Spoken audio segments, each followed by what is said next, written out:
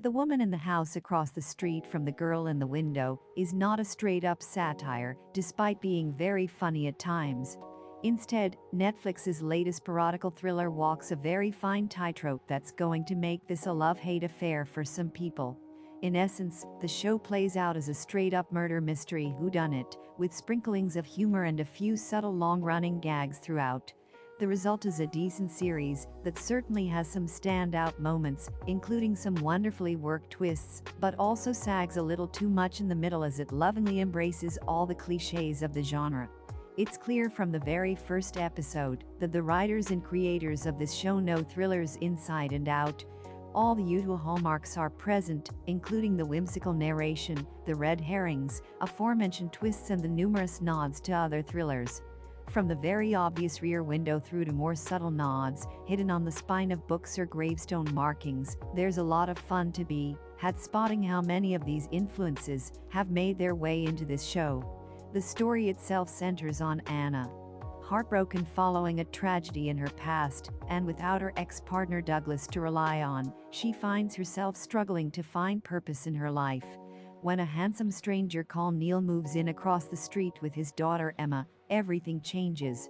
When Anna believes she's witnessed a gruesome murder, Anna's beliefs are put to the ultimate test as she's left reeling and left to investigate what happened. But was there really a murder? Or is she just hallucinating? In the interest of spoilers, I won't divulge any of them here, and Netflix have kindly submitted a pretty long list of things critics can't talk about. And that's just as well, to be honest. The best way to experience this series is to go in completely blind and just let the plot take you through its unique blend of silly gags and surprisingly gripping elements. This mixture is something that doesn't always work as effectively as it could. Episodes 4 to 6, for example, tend to drag on and there aren't that many laugh-out-loud moments. Episode 4 is a particular culprit, playing out as a straightforward investigation, with one humorous segment involving a lighthouse thrown in. However, sandwiched around that are some excellent episodes with brilliant gags that fire on all cylinders. There's no physical humor or slapstick gags here though, unless you count the early drama involving a smashed casserole. Instead, the comedy mostly revolves around silly wordplay, puns, quips, straight-up parodies or absurdist humor. And it works.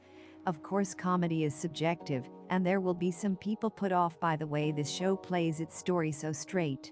After such a strong opening episode, the rest of the series dials down the humor and ramps up the mystery instead. If there's one criticism I have here, it comes from the story itself. The twists and turns are brilliant, but this really could have done with a tighter 6-episode run time to keep the comedy flowing through every episode as strongly as it does at the start and end. Despite its flaws though, The Woman in the House Across the Street from the Girl in the Window is great fun.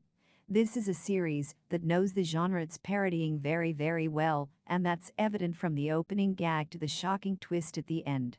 Every part of this show has been crafted as a loving nod towards psychological thrillers of old, with enough laughs, smashed casserole dishes and suspicious characters to keep you watching until the